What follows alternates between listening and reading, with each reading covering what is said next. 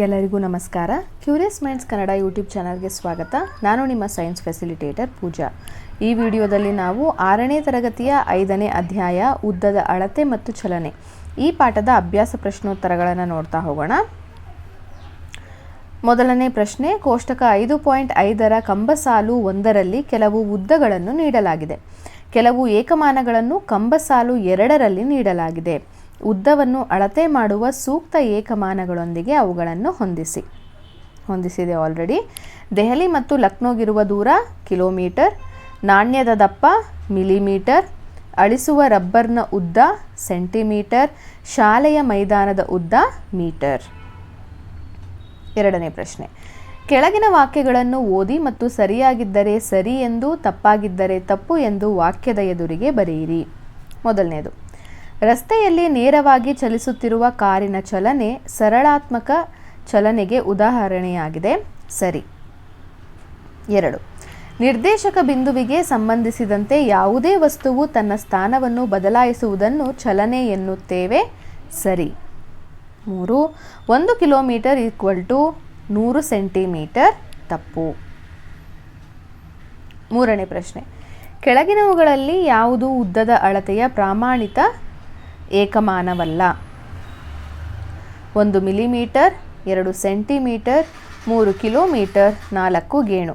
ಸರಿಯಾದ ಉತ್ತರ ಆಪ್ಷನ್ 4 ಗೇಣು. ನಾಲ್ಕನೇ ಪ್ರಶ್ನೆ, ನಿಮ್ಮ ಶಾಲೆ ಮತ್ತು ಮನೆಯಲ್ಲಿ ವಿವಿಧ ರೀತಿಯ ಮಾಪಕಗಳು ಅಥವಾ ಅಳತೆ ಪಟ್ಟಿಗಳನ್ನು ಹುಡುಕಿ ಈ ಪ್ರತಿಯೊಂದು ಮಾಪಕಗಳನ್ನು ಬಳಸಿಕೊಂಡು ಅಳೆಯಬಹುದಾದ ಅತ್ಯಂತ ಚಿಕ್ಕ ಮೌಲ್ಯವನ್ನು ಕಂಡುಹಿಡಿಯಿರಿ. ನಿಮ್ಮ ವೀಕ್ಷಣೆಗಳನ್ನು ಕೋಷ್ಟಕದಲ್ಲಿ ದಾಖಲಿಸಿ. ಮಾಪಕಗಳು: ಅಳತೆ ಪಟ್ಟಿ 1 mm ಅನ್ನು ಗುರುತಿಸ್ಬೋದು. ಅಳತೆ ಮಾಡುವ ಟೇಪ್, ಅದರಲ್ಲೂ ಕೂಡ 1 mm. ತೂಕ ಮಾಡುವ ಯಂತ್ರ, ಅದರಲ್ಲಿ 1 kg. ದ್ರವ್ಯದ ಅಳತೆ ಮಾಡುವ ಸಿಲಿಂಡರ್ 1 ml. ಐದನೇ ಪ್ರಶ್ನೆ, ನಿಮ್ಮ ಶಾಲೆ ಮತ್ತು ಮನೆಯ ನಡುವಿನ ಅಂತರವು 1.5 ಕಿಲೋಮೀಟರ್ ಎಂದು ಭಾವಿಸೋಣ. ಅದನ್ನು ಮೀಟರ್ಗಳಲ್ಲಿ ವ್ಯಕ್ತಪಡಿಸಿ. ಉತ್ತರ: ಶಾಲೆ ಮತ್ತು ಮನೆಯ ನಡುವಿನ ಅಂತರ 1.5 ಕಿಲೋಮೀಟರ್. 1 kilometre = 1000 metre. ಆದ್ದರಿಂದ 1.5 × 1000 = 1500 ಮೀಟರ್. ಆರನೇ ಪ್ರಶ್ನೆ, ಒಂದು ಲೋಟ ಅಥವಾ ಬಾಟಲಿಯನ್ನು ತೆಗೆದುಕೊಳ್ಳಿ. ಗಾಜಿನ ಬಾಟಲಿಯ ತಳದ ವಕ್ರ ಭಾಗದ ಉದ್ದವನ್ನು ಅಳೆಯಿರಿ ಮತ್ತು ಅದನ್ನು ದಾಖಲಿಸಿ. ಅದನ್ನು ಹೇಗೆ ಅಳತೆ ಮಾಡಬಹುದು ಅಂದರೆ, ಗಾಜಿನ ಬಾಟಲಿಯ ತಳದ ವಕ್ರ ಭಾಗದ ಉದ್ದ ಅಳೆಯಲು ದಾರದ ಸಹಾಯದಿಂದ ತಳವನ್ನು ಅಳೆದು ದಾರದ ಉದ್ದವನ್ನು ಅಳತೆ ಪಟ್ಟಿಯಲ್ಲಿ ನೋಡಿದಾಗ ಗಾಜಿನ ಬಾಟಲಿಯ ತಳದ ವಕ್ರ ಭಾಗದ ಉದ್ದ ನಮಗೆ ತಿಳಿಯುತ್ತದೆ. ಏಳನೇ ಪ್ರಶ್ನೆ, ನಿಮ್ಮ ಸ್ನೇಹಿತರ ಎತ್ತರವನ್ನು ಅಳೆಯಿರಿ ಮತ್ತು ಅದನ್ನು ಮೀಟರ್, ಸೆಂಟಿಮೀಟರ್ ಮತ್ತು ಮಿಲಿಮೀಟರ್ಗಳಲ್ಲಿ ವ್ಯಕ್ತಪಡಿಸಿ. ಸ್ನೇಹಿತನ ಎತ್ತರ ಮೀಟರ್ಗಳಲ್ಲಿ 1.4 ಮೀಟರ್, ಸೆಂಟಿಮೀಟರ್ನಲ್ಲಿ 140 ಸೆಂಟಿಮೀಟರ್, ಮಿಲಿಮೀಟರ್ನಲ್ಲಿ 1400 ಮಿಲಿಮೀಟರ್. ಎಂಟನೇ ಪ್ರಶ್ನೆ, ನಿಮಗೆ ನಾಣ್ಯವೊಂದನ್ನು ನೀಡಿದೆ. ಆ ನಾಣ್ಯಗಳ ನಡುವೆ ಅಂತರವಿಲ್ಲದಂತೆ ಒಂದರ ನಂತರ ಒಂದರಂತೆ ಎಷ್ಟು ನಾಣ್ಯಗಳನ್ನು ಜೋಡಿಸಿ ನೋಟ್ ಪುಸ್ತಕದ ಹಾಳೆಯ ಉದ್ದದ ಅಳತೆ ಮಾಡಲು ಬೇಕಾಗಬಹುದು ಎಂಬುದನ್ನು ಅಂದಾಜಿಸಿ. ನಿಮ್ಮ ಅಂದಾಜನ್ನು ನೋಟ್ ಪುಸ್ತಕದ ಅದೇ ಪಾರ್ಶ್ವ ಉದ್ದವನ್ನು 15 ಸೆಂಟಿಮೀಟರ್ ಉದ್ದದ ಅಳತೆ ಪಟ್ಟಿಯಿಂದ ಅಳೆಯಿರಿ ಮತ್ತು ನೀಡಿದ ನಾಣ್ಯದ ಉದ್ದವನ್ನು ಅಳೆಯಿರಿ. ನಂತರ ನಿಮ್ಮ ಉತ್ತರವನ್ನು ತಾಳೆ ನೋಡಿ. ಉತ್ತರ: ಒಂದು ನಾಣ್ಯದ ವ್ಯಾಸ 2.5 ಸೆಂಟಿಮೀಟರ್, ನೋಟ್ ಪುಸ್ತಕದ ಉದ್ದ 25 ಸೆಂಟಿಮೀಟರ್.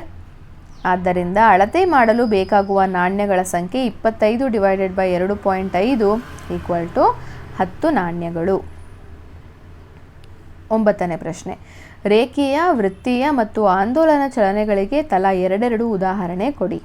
ಉತ್ತರ: ರೇಖೀಯ ಚಲನೆ: ನೇರ ರಸ್ತೆಯಲ್ಲಿ ಚಲಿಸುತ್ತಿರುವ ಕಾರು, ಮರದಿಂದ ಕೆಳಗೆ ಬೀಳುವ ಹಣ್ಣು.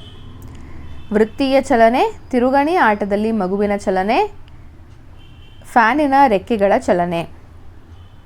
ಆಂದೋಲನ ಚಲನೆ: ಉಯ್ಯಾಲೆ ಹಾಗೆ ಐಕು ಬೈಕು. 10ನೇ ಪ್ರಶ್ನೆ, ನಿಮ್ಮ ಸುತ್ತಲಿನ ವಿವಿಧ ವಸ್ತುಗಳನ್ನು ವೀಕ್ಷಿಸಿ. ಕೆಲವು ವಸ್ತುಗಳ ಉದ್ದವನ್ನು ಮಿಲಿಮೀಟರ್ನಲ್ಲಿ, ಕೆಲವನ್ನು ಸೆಂಟಿಮೀಟರ್ನಲ್ಲಿ, ಕೆಲವನ್ನು ಮೀಟರ್ನಲ್ಲಿ ವ್ಯಕ್ತಪಡಿಸುವುದು ಸುಲಭ. ಪ್ರತಿಯೊಂದು ವರ್ಗದಲ್ಲಿ ತಲಾ 3 ವಸ್ತುಗಳನ್ನು ಪಟ್ಟಿ ಮಾಡಿ ಮತ್ತು ಅವುಗಳನ್ನು ಕೋಷ್ಟಕ 5.6ರಲ್ಲಿ ನಮೂದಿಸಿ. ಮಿಲಿಮೀಟರ್ನಲ್ಲಿ ನಾಣ್ಯದ ದಪ್ಪ, ರಟ್ಟಿನ ದಪ್ಪ ಮತ್ತು ಪುಸ್ತಕದ ದಪ್ಪವನ್ನು ಕಂಡುಹಿಡಿಯಬಹುದು. ಸೆಂಟಿಮೀಟರ್ಗಳಲ್ಲಿ ಪೆನ್ಸಿಲ್ನ ಉದ್ದ, ಪೆನ್ನಿನ ಉದ್ದ, ಪುಸ್ತಕದ ಅಗಲವನ್ನು ಕಂಡುಹಿಡಿಯಬಹುದು. ಹಾಗೆ ಮೀಟರ್ನಲ್ಲಿ ಕೊಠಡಿಯ ಅಗಲ, ಮೈದಾನದ ಉದ್ದ ಹಾಗೂ ವಿದ್ಯಾರ್ಥಿಯ ಎತ್ತರವನ್ನು ನಾವು ಸೂಚಿಸಬಹುದು. 11ನೇ ಪ್ರಶ್ನೆ. ರೋಲರ್ ಕೋಸ್ಟರ್ ಹಳಿಯನ್ನು ಚಿತ್ರ ಎ 5.19ರಲ್ಲಿ ತೋರಿಸಿರುವ ಆಕಾರದಲ್ಲಿ ಮಾಡಲಾಗಿದೆ. ಚೆಂಡು ಎ ಬಿಂದುವಿನಿಂದ ಪ್ರಾರಂಭಗೊಂಡು ಎಫ್ ಬಿಂದುವಿನ ಮೂಲಕ ಹೊರಬರುತ್ತದೆ. ರೋಲರ್ ಕೋಸ್ಟರ್ನಲ್ಲಿ ಚೆಂಡಿನ ಚಲನೆಯ ವಿಧಗಳು ಮತ್ತು ಸಂಬಂಧಿತ ಹಳಿಯ ಭಾಗಗಳನ್ನು ಗುರುತಿಸಿ. ಇದು ಕೊಟ್ಟಿರುವಂತಹ ಚಿತ್ರ. ಎ ಇಂದ ಬಿಗೆ ಬರುವಾಗ ರೇಖೀಯ ಚಲನೆಯನ್ನು ಹೊಂದಿರುತ್ತೆ. ಬಿ ಇಂದ ಸಿಗೆ ಹೋಗುವಾಗ ವಕ್ರ ಚಲನೆ, ಸಿ ಇಂದ ಇಗೆ ಹೋಗುವಾಗ ವೃತ್ತೀಯ ಚಲನೆ, ಇ ಇಂದ ಎಫ್ಗೆ ಬರುವಾಗ ಮತ್ತೆ ರೇಖೀಯ ಚಲನೆ. 12ನೇ ಪ್ರಶ್ನೆ. ತಸ್ನೀಮ್ ತಾನೇ ಮೀಟರ್ ಅಳತೆ ಪಟ್ಟಿಯನ್ನು ಮಾಡಲು ಇಚ್ಛಿಸುತ್ತಾಳೆ. ಅದಕ್ಕಾಗಿ ಅವಳು ಈ ಕೆಳಗಿನ ವಸ್ತುಗಳನ್ನು ಪರಿಗಣಿಸುತ್ತಾಳೆ: ಪ್ಲೈವುಡ್, ಕಾಗದ, ಬಟ್ಟೆ, ಸ್ಥಿತಿಸ್ಥಾಪಕ ರಬ್ಬರ್ ಮತ್ತು ಸ್ಟೀಲ್. ಇವುಗಳಲ್ಲಿ ಯಾವುದನ್ನು ಆಕೆ ಉಪಯೋಗಿಸಬಾರದು ಮತ್ತು ಏಕೆ? ಉತ್ತರ: ತಸ್ನೀಮ್ ಹಿಗ್ಗಿಸಬಹುದಾದ ರಬ್ಬರನ್ನು ಅಳತೆ ಪಟ್ಟಿ ಮಾಡಲು ಬಳಸಬಾರದು, ಏಕೆಂದರೆ ಅದು ತನ್ನ ಆಕಾರವನ್ನು ಮತ್ತು ಉದ್ದವನ್ನು ಬದಲಾಯಿಸುತ್ತದೆ. ಹೆಚ್ಚುವರಿ ಪ್ರಶ್ನೆಗಳು. ಬಿಟ್ಟ ಸ್ಥಳ ತುಂಬಿರಿ. ಒಂದು ವಸ್ತುವು ನಿರ್ದೇಶಕ ಬಿಂದುವಿನಿಂದ ಕಾಲದೊಂದಿಗೆ ತನ್ನ ಸ್ಥಾನದಲ್ಲಿ ಬದಲಾವಣೆಯನ್ನು ಹೊಂದುತ್ತಿದ್ದರೆ ಆ ವಸ್ತು ಡ್ಯಾಶ್ ಸ್ಥಿತಿಯಲ್ಲಿದೆ ಎಂದು ಹೇಳುತ್ತೇವೆ. ಉತ್ತರ: ಚಲನೆ. 2. ಒಂದು ವಸ್ತು ನಿರ್ದೇಶಕ ಬಿಂದುವಿನಿಂದ ಸರಳ ರೇಖೆಯಲ್ಲಿ ಚಲಿಸುತ್ತಿದ್ದರೆ ವಸ್ತುವಿನ ಚಲನೆಯನ್ನು ಡ್ಯಾಶ್ ಚಲನೆ ಎನ್ನುತ್ತೇವೆ. ಉತ್ತರ: ರೇಖೀಯ. 3ನೇ ಪ್ರಶ್ನೆ. ಒಂದು ಕಾಯವು ಒಂದು ನಿರ್ದಿಷ್ಟ ಬಿಂದುವಿನ ಸುತ್ತ ವೃತ್ತಾಕಾರದ ಪಥದಲ್ಲಿ ಚಲಿಸುವ ಚಲನೆಯ ವಿಧ ಡ್ಯಾಶ್. ಉತ್ತರ: ವೃತ್ತೀಯ ಚಲನೆ. 4. ಒಂದು ವಸ್ತು ತನ್ನ ಅಕ್ಷದ ಸುತ್ತ ತಾನೇ ಸುತ್ತುವ ಚಲನೆಯನ್ನು ಡ್ಯಾಶ್ ಚಲನೆ ಎನ್ನುವರು. ಉತ್ತರ: ಭ್ರಮಣ. 5. ಒಂದು ನಿರ್ದಿಷ್ಟ ಕಾಲಾವಧಿಯಲ್ಲಿ ವಸ್ತುವಿನ ಚಲನೆ ಪುನರಾವರ್ತಿತವಾಗುತ್ತಿದ್ದರೆ ಅಂತಹ ಚಲನೆಯನ್ನು ಡ್ಯಾಶ್ ಚಲನೆ ಎನ್ನುವರು. ಉತ್ತರ: ಆಂದೋಲನ. 6. ಉದ್ದದ ಅಂತಾರಾಷ್ಟ್ರೀಯ ಏಕಮಾನ ಡ್ಯಾಶ್. ಉತ್ತರ: ಮೀಟರ್. 2ನೇ ಮೇನ್. ಕೆಳಗೆ ನೀಡಿರುವ ಹೇಳಿಕೆಗಳು ಸರಿ ಅಥವಾ ತಪ್ಪು ಎಂದು ತಿಳಿಸಿ. ಮೊದಲನೇದು, ವಕ್ರರೇಖೆಗಳನ್ನು ಅಳೆಯಲು ನಮ್ಯ ಅಳತೆ ಉಪಯುಕ್ತವಲ್ಲ. ತಪ್ಪು. 2.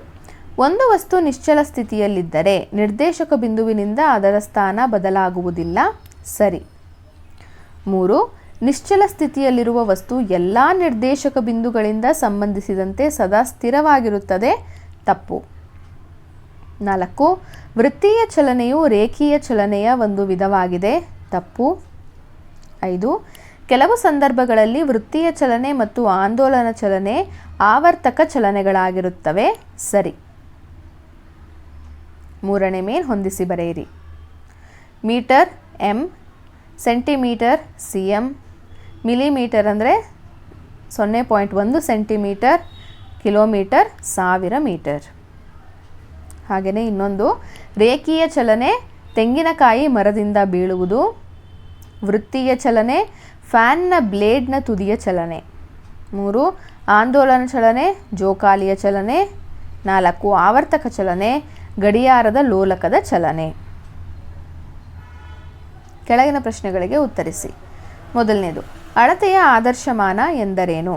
ಉತ್ತರ: ಒಂದು ಅಳತೆಯ ಮಾನವು ನಿರ್ದಿಷ್ಟ ಭೌತ ಪರಿಮಾಣವನ್ನು ಯಾರಿಗಾದರೂ ಆಗಲಿ ಎಲ್ಲಿಯಾದರೂ ಆಗಲಿ ಎಷ್ಟೇ ಬಾರಿಯಾದರೂ ಅಳೆದರೆ ಒಂದೇ ಮೌಲ್ಯವನ್ನು ನೀಡುವಂತಿದ್ದರೆ ಅದನ್ನು ಭೌತ ಪರಿಮಾಣದ ಅಳತೆಯ ಆದರ್ಶಮಾನ ಎನ್ನುತ್ತೇವೆ.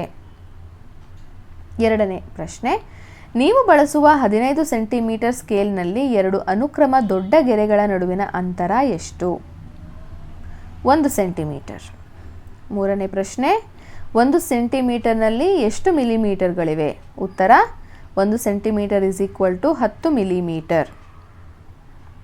4ನೇ ಪ್ರಶ್ನೆ. 1.5 ಕಿಲೋಮೀಟರನ್ನು ಮೀಟರ್ಗೆ ಪರಿವರ್ತಿಸಿ. ಉತ್ತರ: 1.5 × 1000 = 1500 ಮೀಟರ್. 5ನೇ ಪ್ರಶ್ನೆ. ಚಲನೆ ಈ ಪದವನ್ನು ವ್ಯಾಖ್ಯಾನಿಸಿ. ಉತ್ತರ: ಒಂದು ನಿರ್ದೇಶಕ ಬಿಂದುವಿನಿಂದ ಕಾಲದೊಂದಿಗೆ ಕಾಯದ ಸ್ಥಾನದಲ್ಲಾಗುವ ಬದಲಾವಣೆಯನ್ನು ಚಲನೆ ಎನ್ನುವರು. 6ನೇ ಪ್ರಶ್ನೆ. ಚಲನೆಯ ವಿಧಗಳನ್ನು ಉದಾಹರಣೆ ಸಹಿತ ಸಂಕ್ಷಿಪ್ತವಾಗಿ ವಿವರಿಸಿ. ಉತ್ತರ ಮೊದಲನೇದು ರೇಖೀಯ ಚಲನೆ. ಒಂದು ವಸ್ತು ನಿರ್ದೇಶಕ ಬಿಂದುವಿನಿಂದ ನೇರವಾಗಿ ಸರಳ ರೇಖೆಯಲ್ಲಿ ಚಲಿಸುತ್ತಿದ್ದರೆ ಅಂತಹ ಚಲನೆಯನ್ನು ರೇಖೀಯ ಚಲನೆ ಎನ್ನುವರು. ಉದಾಹರಣೆ ಹಣ್ಣು ಮರದಿಂದ ಬೀಳುವುದು. ಎರಡನೇದು ವೃತ್ತೀಯ ಚಲನೆ. ಒಂದು ಕಾಯವು ಒಂದು ನಿರ್ದಿಷ್ಟ ಬಿಂದುವಿನ ಸುತ್ತ ವೃತ್ತಾಕಾರದ ಪಥದಲ್ಲಿ ಚಲಿಸುವ ಚಲನೆ. ಉದಾಹರಣೆಗೆ ಸೈಕಲ್ನ ಚಕ್ರದ ಚಲನೆ. ಮೂರನೇದು ಆಂದೋಲನ ಚಲನೆ. ಒಂದು ವಸ್ತು ಒಂದು ನಿರ್ದಿಷ್ಟ ಬಿಂದುವಿನ ಮೂಲಕ ಹಿಂದೆ ಮುಂದೆ ಚಲಿಸುತ್ತಿದ್ದರೆ ಅಂತಹ ಚಲನೆಯನ್ನು ಆಂದೋಲನ ಚಲನೆ ಎನ್ನುವರು. ಉದಾಹರಣೆಗೆ ಲೋಲಕದ ಚಲನೆ. ನಾಲ್ಕನೇದು ಆವರ್ತಕ ಚಲನೆ.